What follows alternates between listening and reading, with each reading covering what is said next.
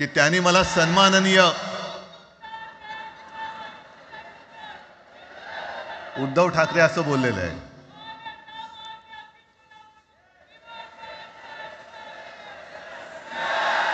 ठीक आहे. आणि साहजिकच आहे की त्याचंही कर्तृत्व आपण सर्वांनी पाहिलेलं आहे.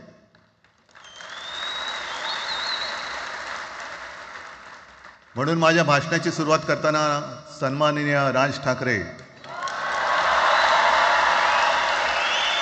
आणि जमलेल्या माझ्या तमाम मराठी हिंदू बांधवांनो, भगिनींनो आणि मातांनो,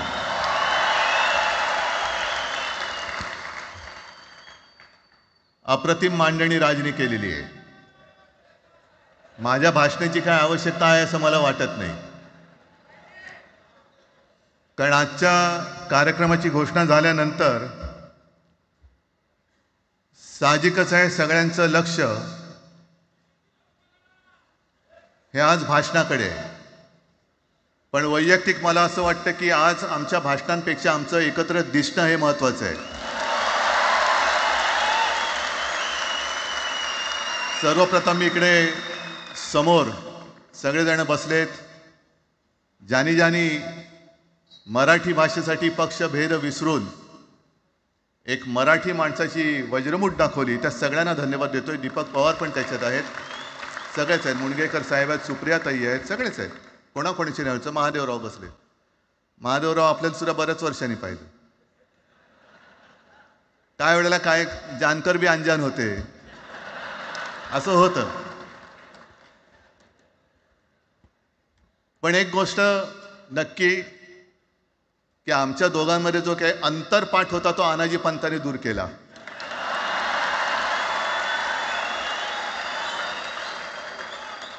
आता अक्षता टाकण्याची काय तुमच्याकडनं अपेक्षा नाहीये. एकत्र आलोय एकत्र राहण्यासाठी.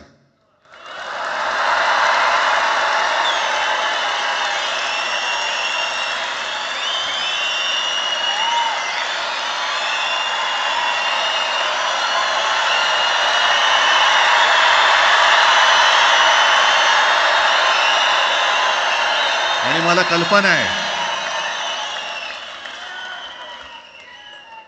आज मला कल्पना आहे की अनेक बुवा महाराज हे बिझी आहेत.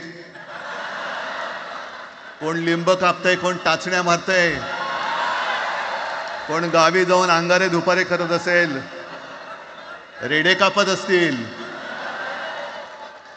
त्या सगळ्यांना सांगतो, या सगळ्या भोंदूपणाविरुद्ध माझ्या आजोबांनी लढा दिला होता आणि त्यांचे आम्ही वारसदार म्हणून तुमच्यासमोर उभे ठाकलेलो आहोत.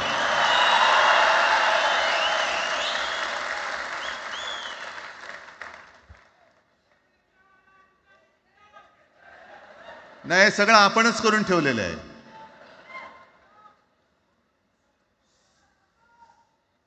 भाषेवरनं जेव्हा एखादा विषय निघतो तेव्हा तो केवळ वरवरचा धरून चालणार नाही. मधल्या काळामध्ये अगदी दोघांनी, म्हणजे मी काय राजने काय, आपण सगळ्यांनी या नतद्रष्टांचा अनुभव घेतलेला आहे. वापरायचं आणि फेकून द्यायचं. आता आम्ही दोघं मिळून तुम्हाला फेकून देणार आहोत. आजपर्यंत वापर करून घेतलात. अरे डोक्यावरती जर का शिवसेना प्रमुख नसते तर तुम्हाला ओळखत कोण होतं या महाराष्ट्रामध्ये? कोणत्या भाषेत बोलत होतात? अगदी राज, तू सगळ्यांची शाळा काढली, मला एका प्रश्नाचं उत्तर पाहिजे. मोदींची शाळा कोणती? सगळ्यात उच्च शिक्षित आहेत.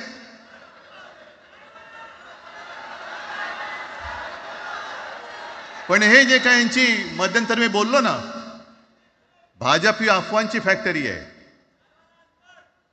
मधल्या काळात त्यांनी सुरू केलं होतं. उद्धव ठाकरेने हिंदुत्व सोडलं. हिंदुत्व ही कोणत्याही भाषेची मक्तेदारी नाही. आम्ही अस्सल मराठी बोलणारे तुमच्याही पेक्षा जास्त कडवट कट्टर देशाभिमानी हिंदू आहोत. तुम्ही काय आम्हाला हिंदुत्व शिकवताय?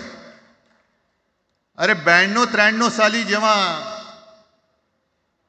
जे काय घडलं, देशद्रोही मातले होते, तेव्हा मुंबईतल्या अमराठी लोकांना सुद्धा हिंदू म्हणून माझ्या शिवसैनिकांनी, शिवसेना प्रमुखांच्या शिवसैनिकांनी व मराठी माणसांनी वाचवलेलं आहे.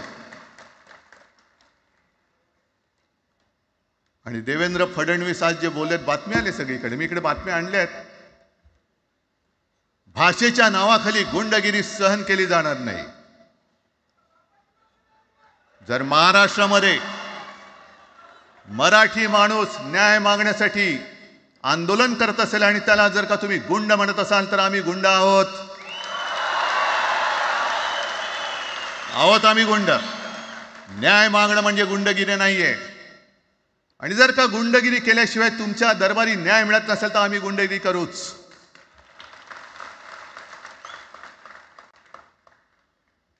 पण हे सगळे राजकीय वाडगे, देवेंद्र फडणवीसांची आजचं वक्तव्य म्हणजे मला संयुक्त महाराष्ट्र चळवळीच्या वेळेला सखा पाटलांनी केलेलं एक वक्तव्य आठवते. हे असेच तेव्हाचे, म्हणजे जो दिल्लीत बसतो त्याचे पाय चाटणारे इथले राज्यकर्ते असतात, त्यांना मी बाडगे म्हणतोय.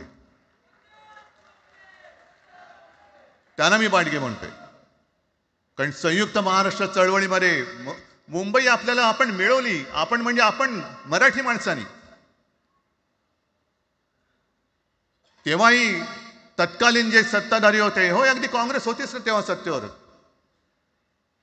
मुंबई मराठी माणसाला द्यायला तयार नव्हती. आणि तेव्हा सुद्धा एक मराठी माणूस, म्हणजे आज जे बोलतात ना आम्ही मराठी नाहीत का, अरे तुम्ही नुसतं नावाने मराठी आहात, तुमच्या अंगात मराठी रक्त आहे की नाही आता तपासावं लागेल. आणि सखा पाटील बोलले होते, यावश्चंद्र दिवाकरो, मुंबई महाराष्ट्राला मिळणार नाही.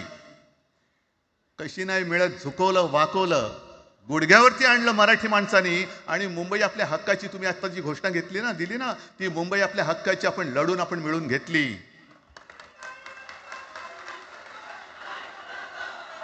कशासाठी हा सगळा तुम्ही घोळ घालतात? पण याच्या मागे मी जे माझ्या डोक्यात जो एक विचार आहे, पटतं की नाही बघा. हे यांचं सध्या जे काय चालू आहे, म्हणजे आधी आपल्याला सुद्धा वाटलं होतं. कारण तेव्हा काश्मीरमध्ये 370 कलम होतं, ते हटवण्यासाठी शिवसेनेने पाठिंबा दिला. आणि तेव्हा यांनी घोषणा दिली होती, एक निशाण, एक प्रधान, एक विधान. बरोबर आहे, देश एक असला पाहिजे, संविधान एक असलं पाहिजे, निशाण सुद्धा एकच, तो आपला तिरंगा असला पाहिजे. भाजपचं भांडी पुसायचं फडकं असतं कामा नये. ते फडकं म्हणजे आमचा राष्ट्रध्वज नाहीये. पण ते सगळं चाललंय एक एक एक एक. त्याच्यानंतर आता नवीन एक टुमणं काढलं, 1 नेशन 1 इलेक्शन. म्हणजे हळुवारपणाने हे सगळं काही एक एक एक करत, हिंदी, हिंदू, हिंदुस्तान, हिंदू आणि हिंदुस्तान मान्य आहे, पण हिंदीची सक्ती आम्हाला मान्य नाही. तुम्ही कितीही कमिट्या करा, हिंदीची सक्ती तुमचे 7 पिढ्या उतरल्या तरी आम्ही लावू देत नाही.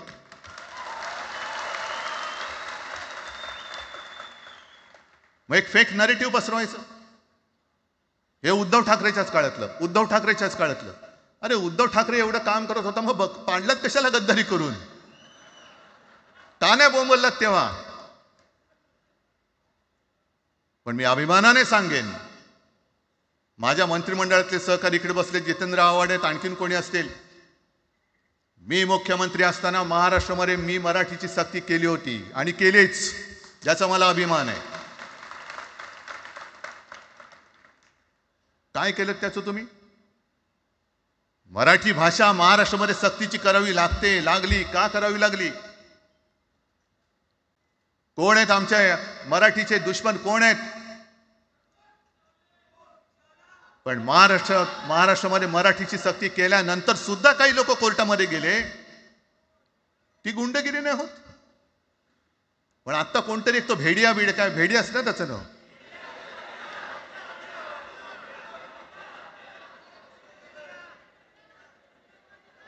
ही यांची सगळी पिलावळ आहे. तोडा फोडा आणि राज्य करा. आपण ज्या काही गोष्टी केल्या होत्या, हे म्हणतात म्हणे शिवसेनेने आजपर्यंत काय केलं? शिवसेना म्हणजे आता राज मी तुला माझ्या सोबतच घेतो, कारण आपण तेव्हा एकत्रच होतो, आता सुद्धा पुढे एकत्र चाललेलो आहोत. त्याच्यामुळे आपलं सगळं तेव्हाच म्हणतोय, आपला एवढ्या वर्षाचा कालखंड मराठी माणूस म्हणे मुंबई बाहेर नेला. मराठी माणूस आम्ही मुंबई बाहेर नेला असं जर का तुम्हाला वाटत असेल तर 14 सालानंतर तुम्ही मुंबई आणि महाराष्ट्राचे जे काही लचके तोडलेत, मुंबईतून सगळे उद्योगधंदे, महाराष्ट्रातून उद्योगधंदे सगळे पळवले, आर्थिक केंद्र गेलं, हिरे व्यापार गेला, मोठमोठी ऑफिसेस गेली. आपल्याकडे येणारे उद्योगधंदे जे आपल्या काळात येत होते ते कुठे गेले?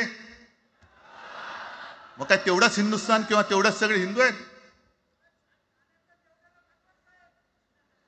तेवढेच हिंदू आहेत? आम्ही सगळं करत होतो, केलं होतं. पण तुम्ही पहिल्या प्रथम गद्दारी, आमच्यात गद्दारी करवलीत आणि तुम्ही आमचं सरकार पाडलं. ह्याचं कारण तुमचे जे मालक तिकडे बसलेले 2 जण, 2 व्यापारी, त्यांचे बूट चाटण्यासाठी तुम्ही हे सगळं करतात.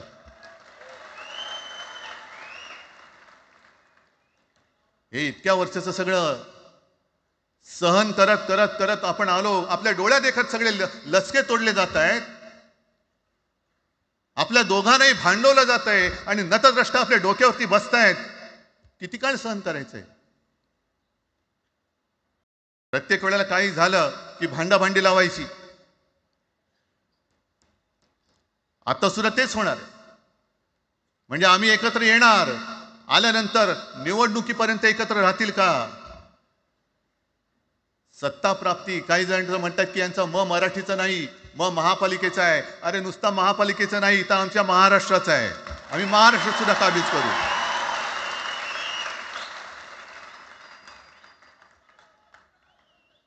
आज तर निवडणुका नाही आहेत. आमची सत्ता, सत्तेवरती जे शिवसेना प्रमुखांनी सांगितलं, अरे सत्ता काय, सत्ता येते आणि सत्ता जाते. पण आपली ताकद ही आपल्या एकजुटीमध्ये असली पाहिजे. दर वेळेला संकट आलं की आपण सगळे मराठी एकवटतो आणि संकट गेलं की आपणच एकमेकांमध्ये भांडायला लागतो. आता नको, हा नतद्रष्टपणा आता करायचा नाहीये, अजिबात करायचं नाहीये.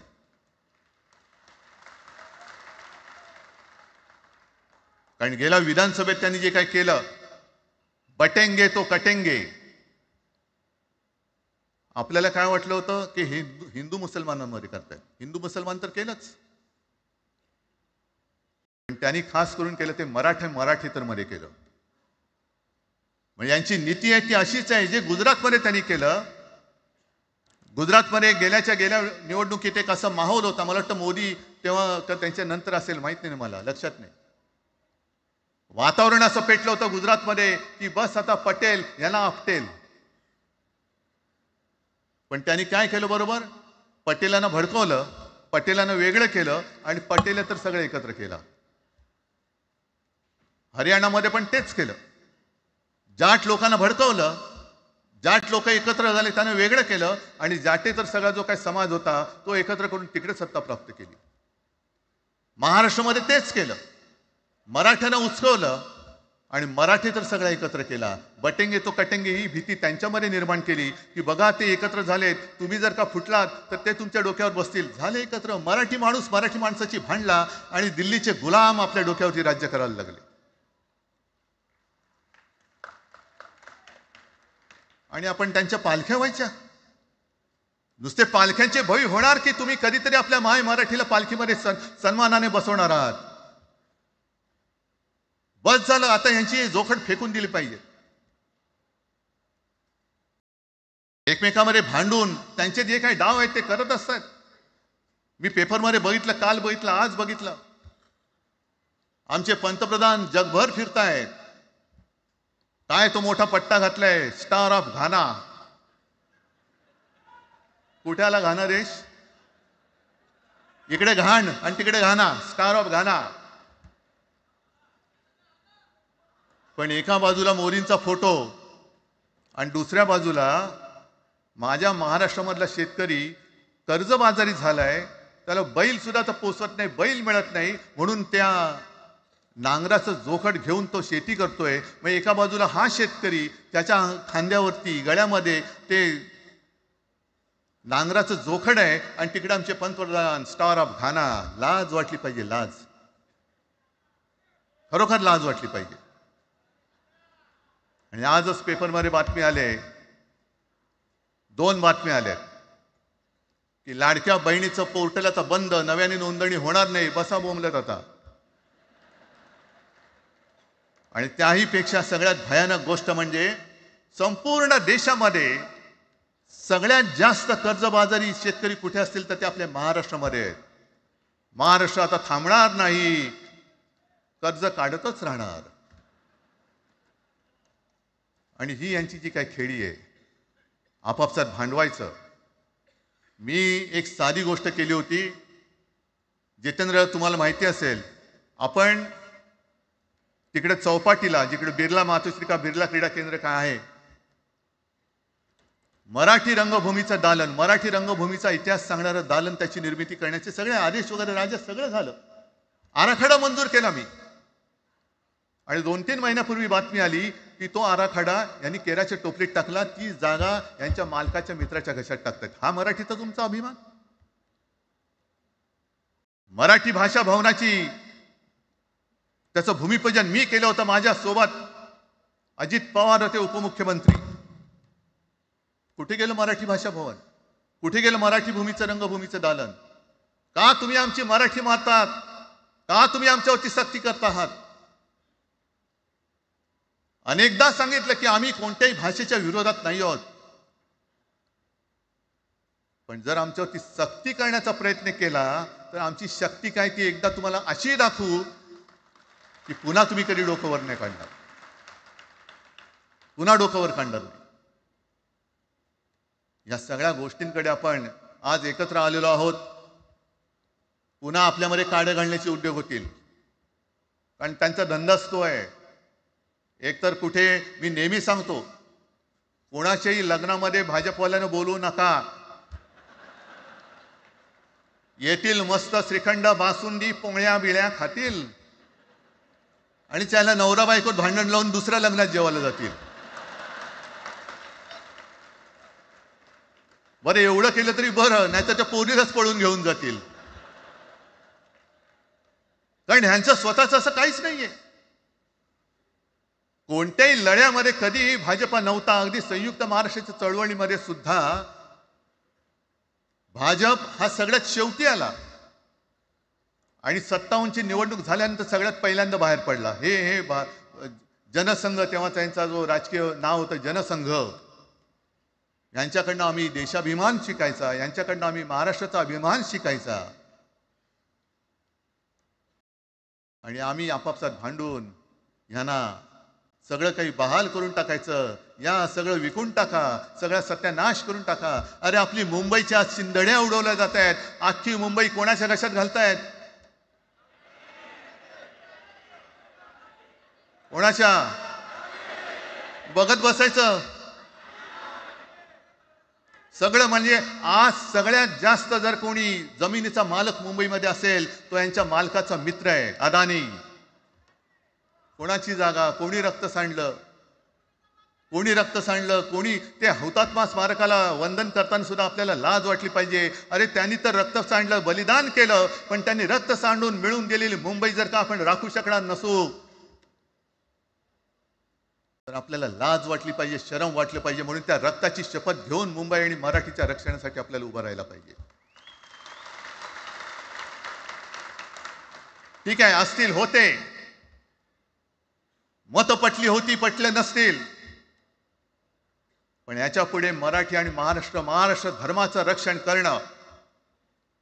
आमचा हनुमान चालीसाला विरोध नाहीये, पण मारुती स्तोत्र आम्हाला का विसरायला लावताय? मारुती स्तोत्र आहे ना, भीमरूपी महारुद्रा. आमचा जय श्रीरामला विरोध नाहीये, पण भेटल्या म्हटल्यानंतर राम राम हे म्हणणारे आम्हीच मराठी. हे तुम्ही आता जय श्रीरामची घोषणा द्यायला लागलात, पण जय जय रघुवीर समर्थ सांगणारे समर्थ रामदास त्यावेळेला आमचे होऊन गेले. त्यांनी आम्हाला पहिल्यांदा रामाची भक्ती शिकवली. त्याच्यामुळे यांचा काही आगा नाही, पिछा नाही. राजकारणातले हे व्यापारी आहेत, वापरा आणि फेका. तो एक गद्दार काल एक बोललाय, जय गुजरात.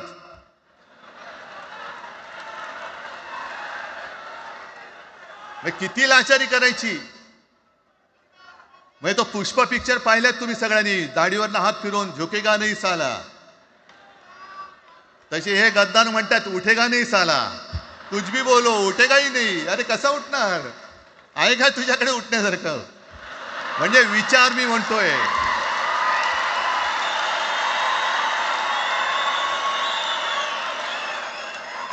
अरे विचार वगैरे मी म्हणतोय.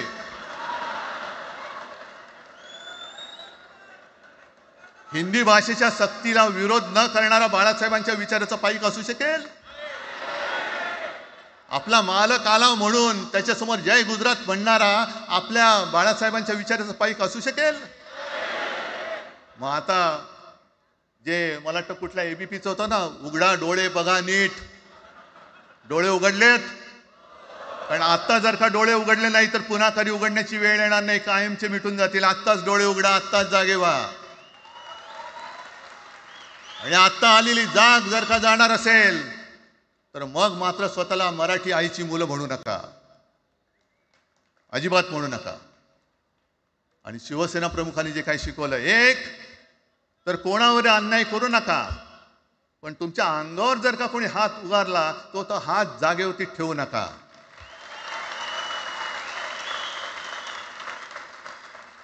देवेंद्र फडणवीस भाषिक गुंडगिरी सहन करणार नाही तुम्ही म्हणता आहात. मला एक मराठी माणूस असा दाखवा की जो आपल्या देशात इतर राज्यामध्ये जाऊन गुंडगिरी करू शकतो. हिम्मत आहे त्याची. एक मराठी माणूस दाखवा. पण तुमचे सगळे चेले चपाटे उठतायत, कोणावरही आरोप करतायत, तमाशे करतायत. अरे कोणताही मराठी माणूस किंवा कोणताही भाषिक इतर प्रांतीय भाषेत तिकडे गेला, राज्यात गेला आणि दादागिरी करण्याचा प्रयत्न केला तर उभा चिरून टाकतील तिथली लोक. बंगालमध्ये जाऊन बघा, तमिळनाडूमध्ये जाऊन बघा. मग आम्ही आमच्या घरामध्ये आमच्या न्याय हक्काची गोष्ट केली. बरं कोणाशी भांडतो आम्ही. इथे सुद्धा काही अमराठी आले असतील. जसं राजने सांगितलं तसे आपले सगळ्यांचे अमराठी अनेक मित्र आहेत. पण त्यांच्यामध्ये आम्ही गुण्या गोविंदाने नांदतोय. मग हे गुण्या गोविंदाने नांदले, एकत्र राहिले तर आपली पोळी कशी भाजली जाईल. म्हणून तुम्ही आमच्या एकजुटीमध्ये विषाचा खडा टाकतात. हे सगळे तुमचे डाव आता उघड झालेले. तुम्ही वाटेल ते करा. पण मी आज महाराष्ट्राला आवाहन करतोय, म्हणजे विनंती करतोय की यापुढे कोणत्याही पक्षाचे आपण असू, जसं संयुक्त महाराष्ट्र समितीच्या वेळेला मराठी माणसाची एकजूट झाली होती तशी एकजूट जर का आपण सगळ्या पक्षांनी मिळून, अगदी भाजप मधल्या मराठी माणसांनी सुद्धा त्याच्यामध्ये आलं पाहिजे.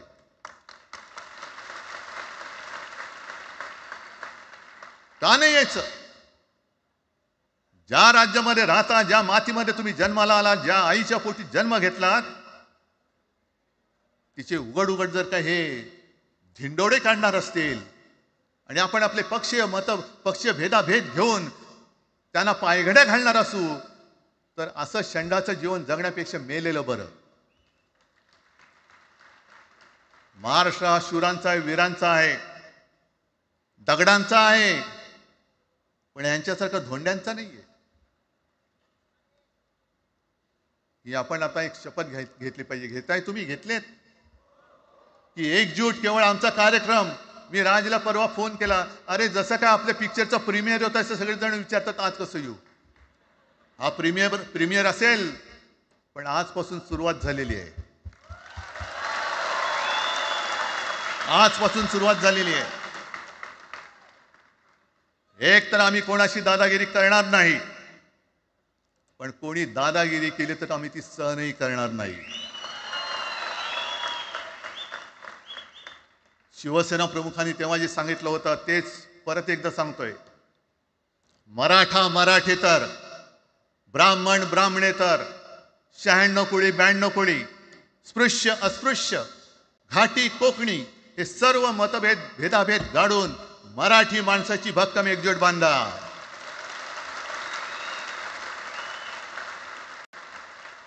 आणि शेवटी एक आवाहन करतो, हे सगळ्या मराठी माणसांना आणि मराठी प्रेमींना आहे. तुटू नका, फुटू नका आणि मराठी ठसा पुसू नका. जय हिंद, जय महाराष्ट्र. धन्यवाद उद्धव साहेब. या कार्यक्रमाला खास जे उपस्थित राहिले होते कॉम्रेड प्रकाश रेड्डी, सौ सुप्रिया सुळे, कॉम्रेड अजित नवले, महादेव जानकर साहेब, जयंत पाटील साहेब आणि जितेंद्र आव्हाड साहेब आणि इतरही अनेक नेते आहेत, त्यांचे पुन्हा एकदा आभार मानतो. आणि ही तर खरी सुरुवात आहे अनेक अनिष्ट गोष्टींचा शेवट करण्याची. मराठी भाषेसाठी आणि मराठी माणसासाठी असेच उत्सवी दिवस येत राहोत. माननीय राजसाहेब काही बोलू इच्छितात?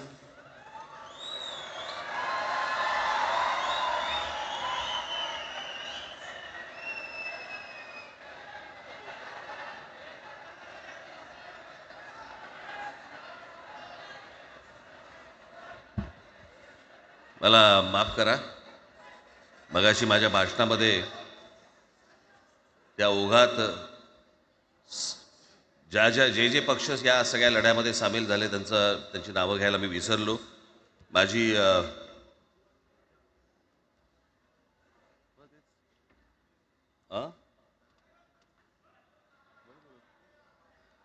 माझी विनंती आहे, कॉम्रेड प्रकाश रेड्डी आपण कुठे आहात? मागे. बरं. सौ सुप्रियाताई सुळे आपण कृपा करून व्यासपीठावरती यावं. कॉम्रेड अजित नवले, जितेंद्र आव्हाड, महादेवराव जानकर, शेतकरी कामगार पक्षाचे आमचे जयंतराव कुठे गेले? मागे आहेत. बरं, आपण व्यासपीठावरती यावं सर्वांनी.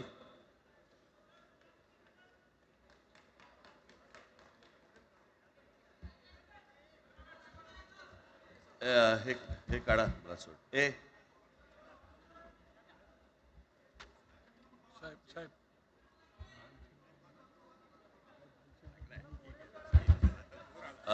मुडगेकर साहेब आपण पण मुडगेकर साहेब आपण वरती यावं, व्यासपीठावरती यावं.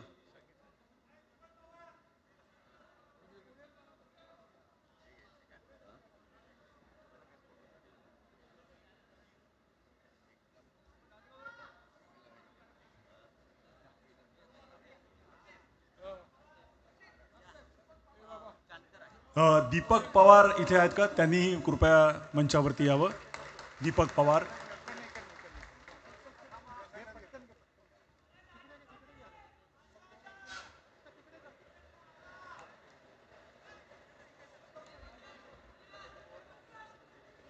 दीपक पवार इथे उपस्थित आहेत का? मागे कुठेतरी बसले असं मला कळलं.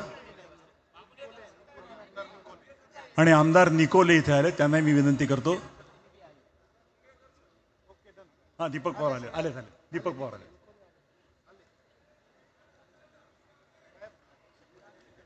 तर मंडळी, ही मी मगाशी म्हटलं तसं सुरुवात आहे. महाराष्ट्रातील प्रत्येक माणूस मराठी बोलताना पाहायचं असेल तर ही त्याची सुरुवात आहे. मी निमंत्रकांतर्फे आपल्या सर्वांचे आभार मानतो. सर्व पक्षांच्या प्रतिनिधींचे, नेत्यांचे, सगळ्यांचे आभार मानतो निमंत्रकांच्या वतीने. मराठी भाषेसाठी आणि मराठी माणसासाठी असेच उत्सवी दिवस येत राहोत आणि महाराष्ट्राची नेहमीच प्रगती होवो अशी सदिच्छा व्यक्त करून आणि आयोजकांचे आणि उपस्थित सर्व मराठी जनांचे आभार मानून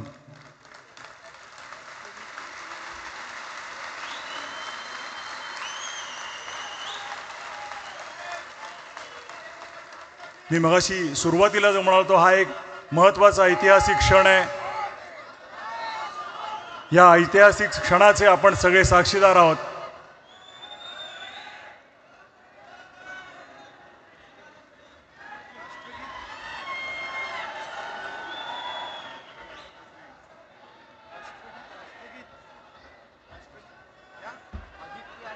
आणि माननीय आदित्य ठाकरे आणि अमित ठाकरे इकडे, त्यांनी कृपया मंचावरती यावं. आणि तेजस ठाकरे यांनी यावं.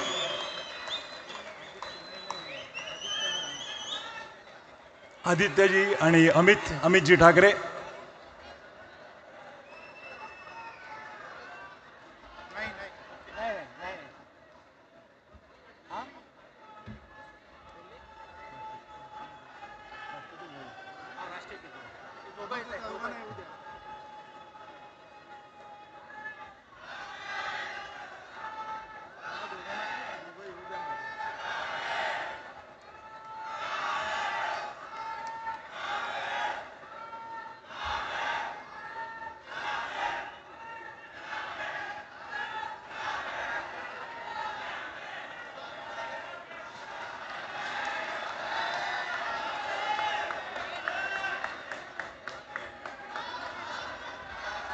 आणि हो, संजयजी राऊत इकडे उपस्थित आहेत, त्यांनी इथे यावं.